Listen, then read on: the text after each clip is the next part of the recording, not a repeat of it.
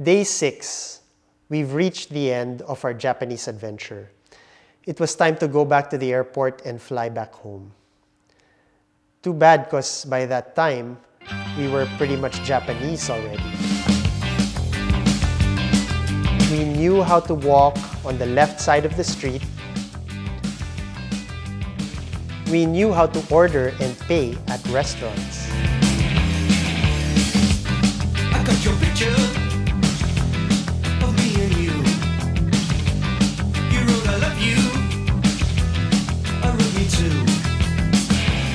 I see there's staring and there's nothing else to do. Oh, it's in color. Your hair is brown. We learned how to ride the trains and not get lost. And soft as clouds. I often kiss you when there's no one else around. And Julia knew how to pay for basically everything using her IC I card. got your picture. I got your picture. I'd like a million of you around myself. I want a doctor to take a picture so I can look at you from inside as well. You got me turning up and turning down. I'm turning in, I'm turning right. We were basically locals already, except we didn't know how to speak Japanese yet. Turning Japanese, I think I'm turning Japanese. I really think so. Turning Japanese, I think I'm turning Japanese. I really think so. Turning Japanese, I think I'm turning.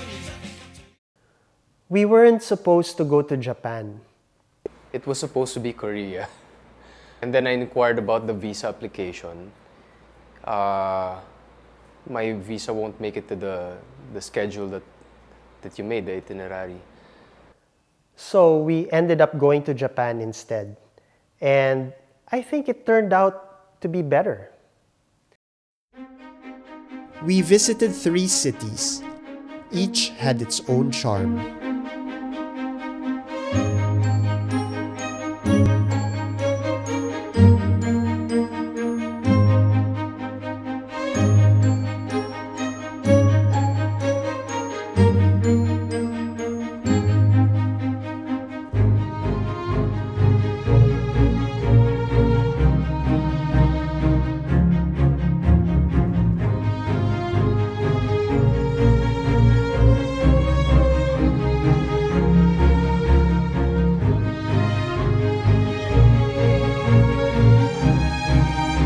Kyoto, Osaka, or Hiroshima? I think I would pick Kyoto. I like how it's a blend of the old and the new. I like the simplicity, the artistry, and elegance of the city. But it still had a modern touch to it. I would definitely live there if I had the chance.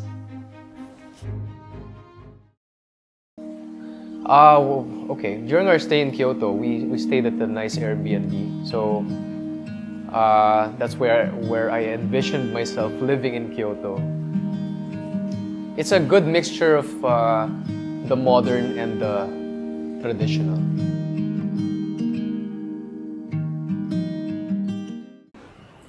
I would like to say Hiroshima, but I'm sorry, it's Osaka. Osaka. Yeah. Because when I first got there, wow. First of all, the food, man. The food. So good. It's like a little taste of heaven. So yeah, best food ever.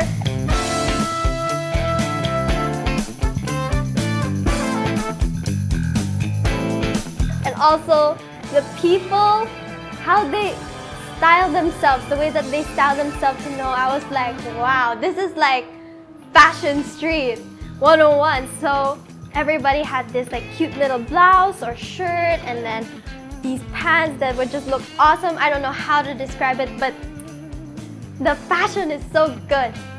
Yeah, I would say the fashion is perfect.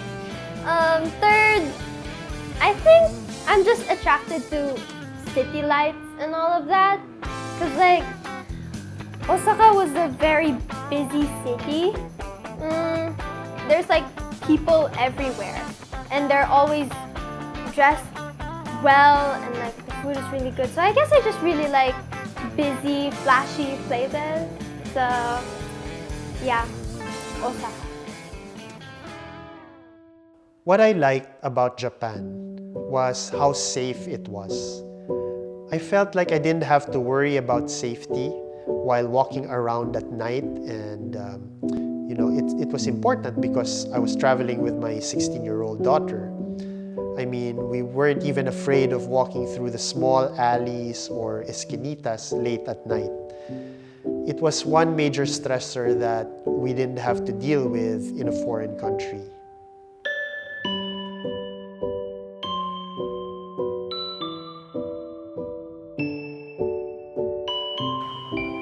It was very convenient country to live in. Like the convenience stores and the trains.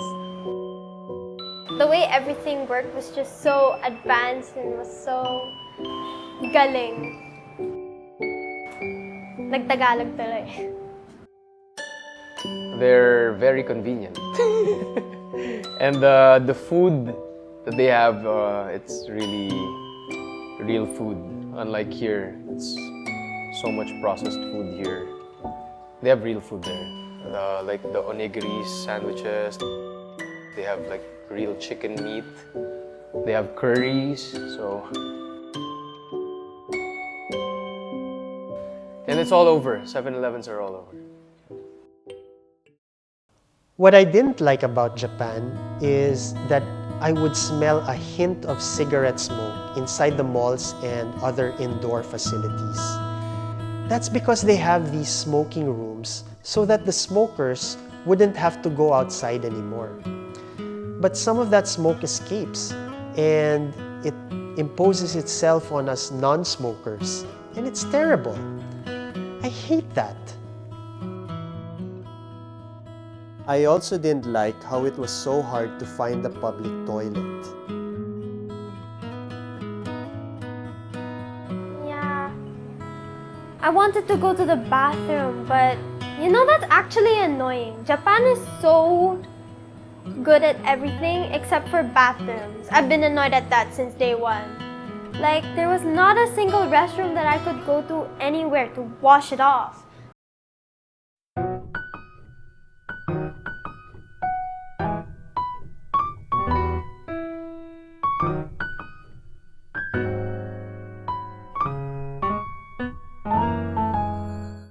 Right, so we've been in Japan for like 4 days already, and this is our fourth place to stay, and we just wanna talk about the bathroom. I don't like how it's separate.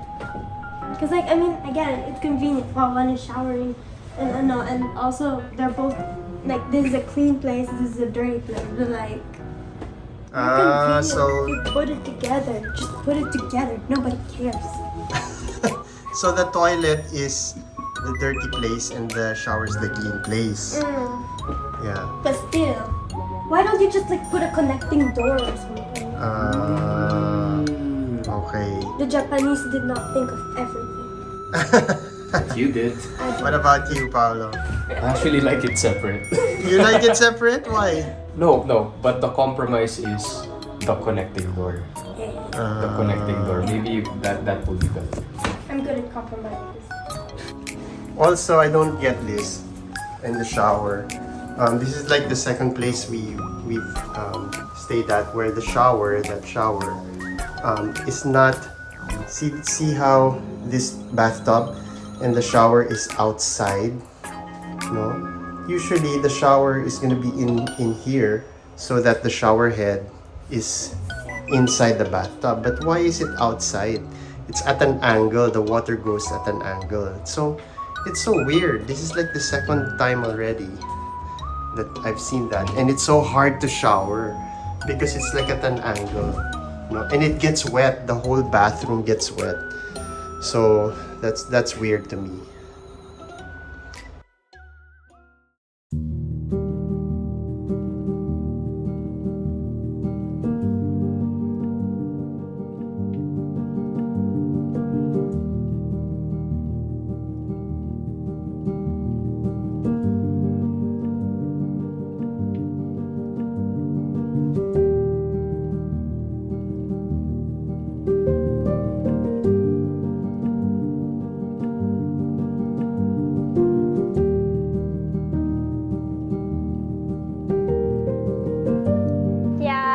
it was a good one. It was definitely a good trip. I like how Dad also allowed me to be a bit independent here and there. Because usually I'd always have like a kasama, but this was the first time I was able to go around and discover things on my own. So I was like, wow.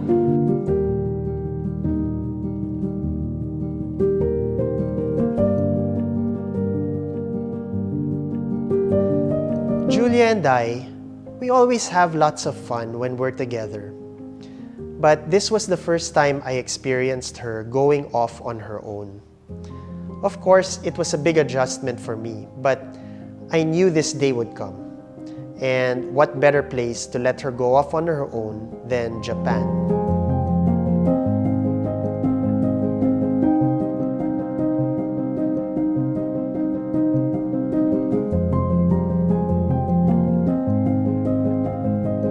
I'm grateful that Paulo came along. He really helped me a lot.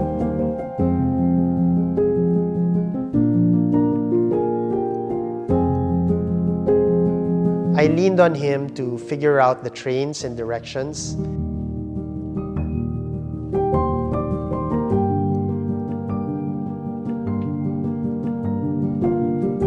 And he also helped me watch over Julia. I didn't have to worry about Julia because I knew Paulo was capable of handling any situation. Wait, scratch that. Most situations. You know, because he's afraid of multo.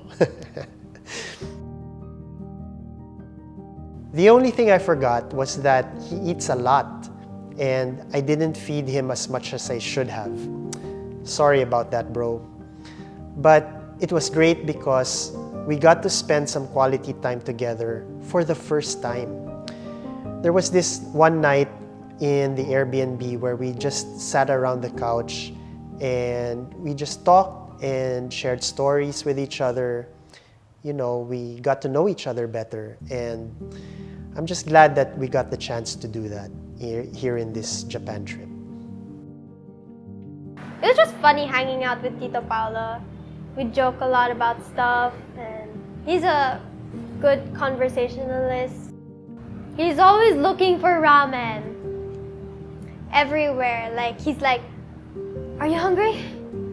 I'm hungry. You know what I'm craving for? Ramen." So yeah, that's one of the funny things about what Tito Paulo said. Oh, and also how I remember there was this one time when times where we would be alone in the room or like eating ice cream out on the street, and then we'd get to talk about more complicated stuff than before. I think it's also because I'm growing up, so he can tell me about these things. But I really like those moments. They're very heartwarming. Because like I can connect with Tito Paulo on a deeper level than just toys.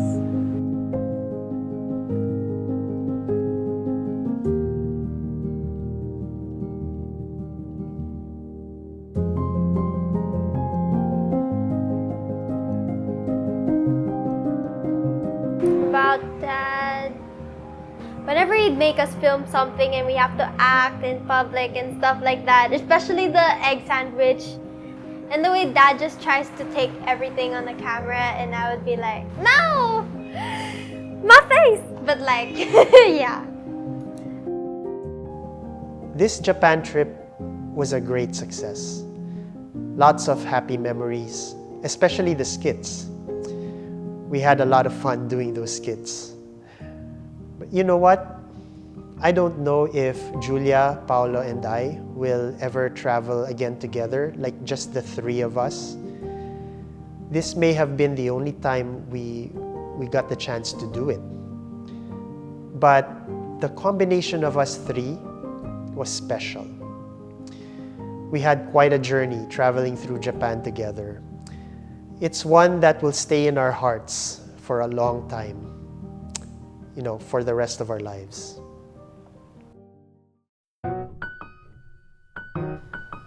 I'm not a big pasalubong person. It's not my thing to buy pasalubong for my loved ones back home. But I made sure that Paolo and Julia buy some pasalubong for their return home. Guys, it's time to buy pasalubong, okay? For our loved ones back home. So do a good job, okay?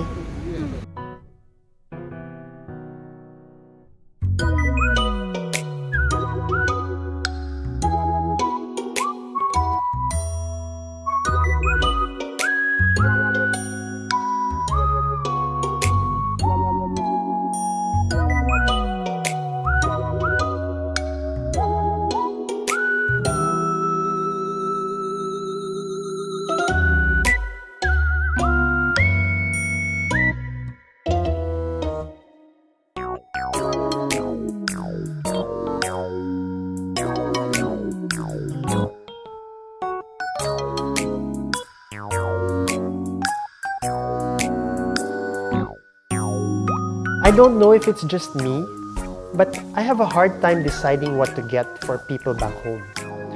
But Julia and Paolo, they don't seem to have this problem.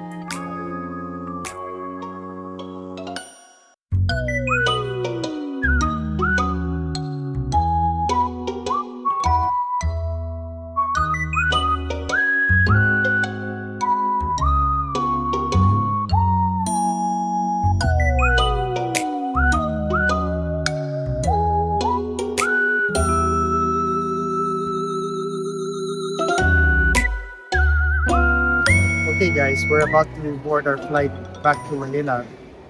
Okay. Were you able to get all your pasalubong? You weren't able to get any pasalubong for our loved ones back home? What?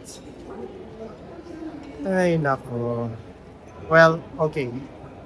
I have the perfect solution for you guys, okay? Okay. Wait. Here. Just give this instead. Right? Here.